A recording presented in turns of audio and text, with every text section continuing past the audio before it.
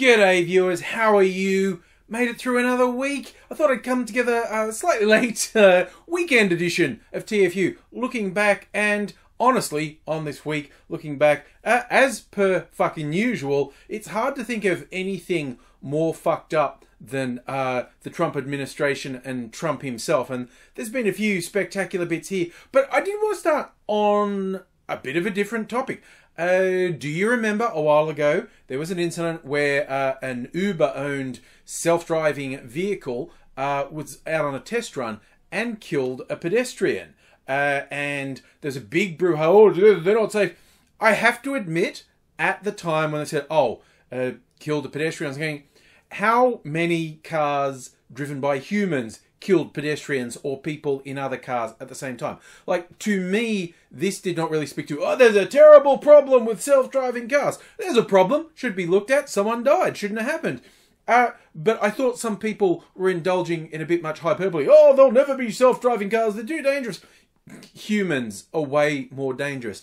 But some preliminary findings from investigation into it look really fucking bad. Now, these aren't the final findings, and who knows where it'll end up, but it appears that Uber's key safety feature for their self-driving car, the recognise an obstacle, as in, you know, probably a pedestrian, and stop the car automatically, was switched off.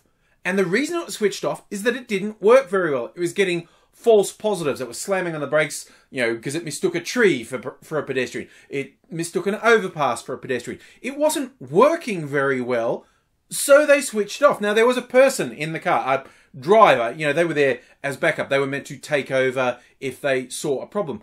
And they apparently had other duties as well, like recording various things. And maybe the driver was at fault, maybe the car is at fault. But now what it seems as the absolute core safety function, as in brake if there's an obstacle in your path, was switched off. And it was down to the driver to react and stop. Turns out there was nothing to even tell the driver, like not a red flashing light that said, we saw something that you should probably stop for. And I honestly worry that Uber are just going to try and blame the driver. Because in case you didn't know, Uber's a garbage company run by garbage people. And look, sure, with all of this, you know, gig economy stuff, a lot of people say, oh, it's great, you know, taxis were shit. Oh, these other companies are much better.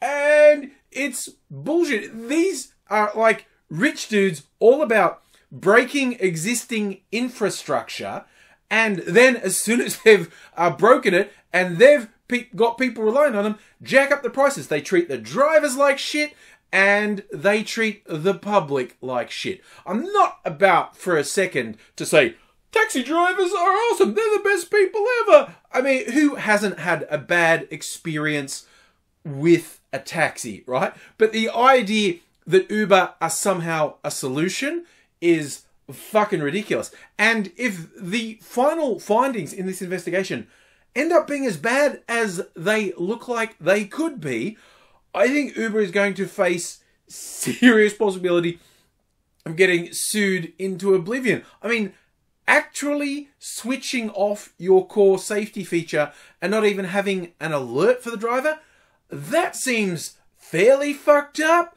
And yeah, hey, maybe I'm overreacting, but I do not see how this is going to end well for Uber. And yeah, I'm not going to lose any sleep if it does end badly for them. Like I said, garbage company, garbage people.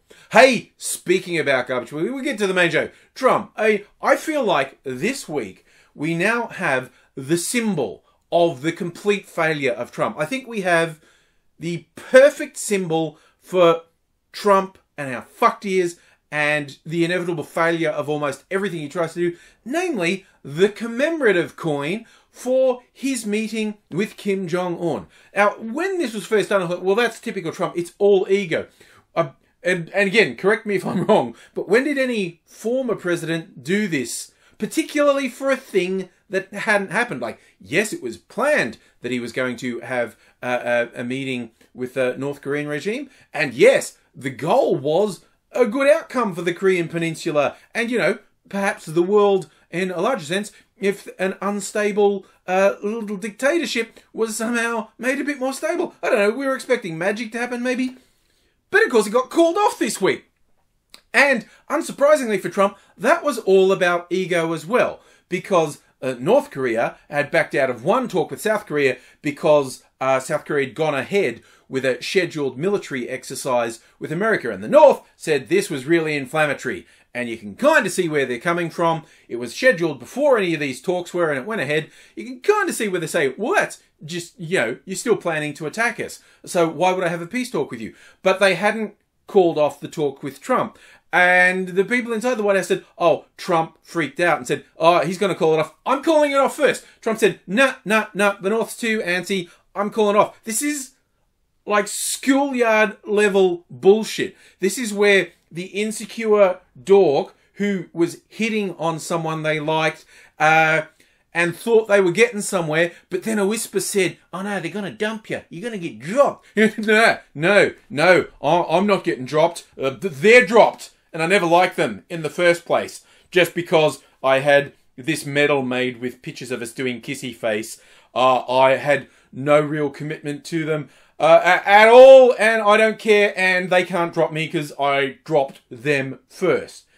And to me, the real thing of making this the epitome of the Trump organization is the day after the Trump announcement that, no, I'm cancelling the dorks. It was on the website that was selling this coin. It's on sale. Like, hey, bargain time.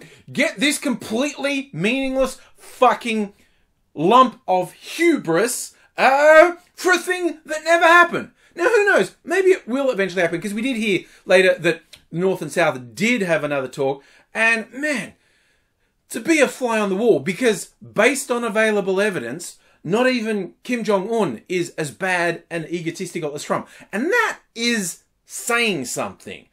Because I have a very low opinion of the Kim regime. When some of the stories you hear about the way people are starving, they've got no infrastructure, and it's just a shitty dictatorship. It's not like he's someone to defend, but...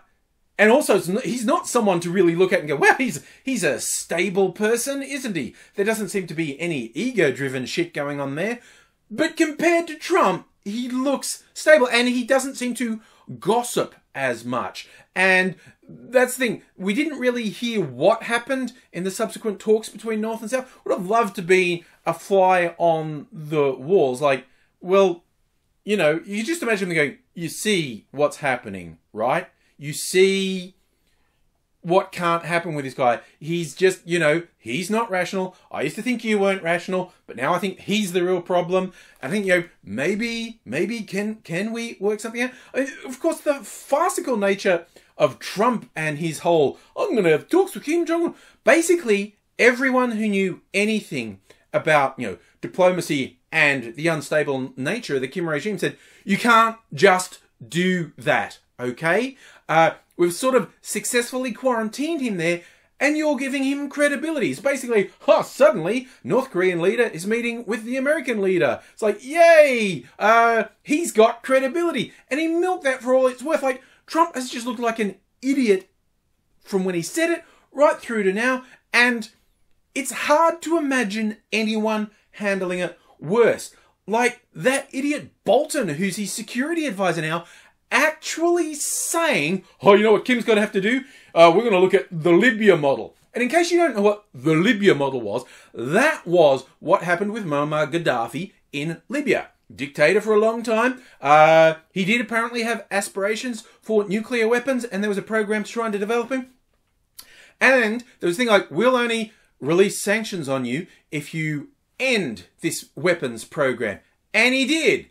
How did that work out for him? Namely, it lost him his strongest bargaining chip, and he ended up getting overthrown and brutally murdered. Kind of like, in Iraq, where they really didn't have weapons of mass destruction, and because he didn't have that ultimate deterrent, as the saying goes, got overthrown and brutally killed. Okay, so it's one thing to have in your mind, okay, we actually do want to get rid of the Kim regime, and a key thing is to get the fucking weapons off him, and then we can move to remove him.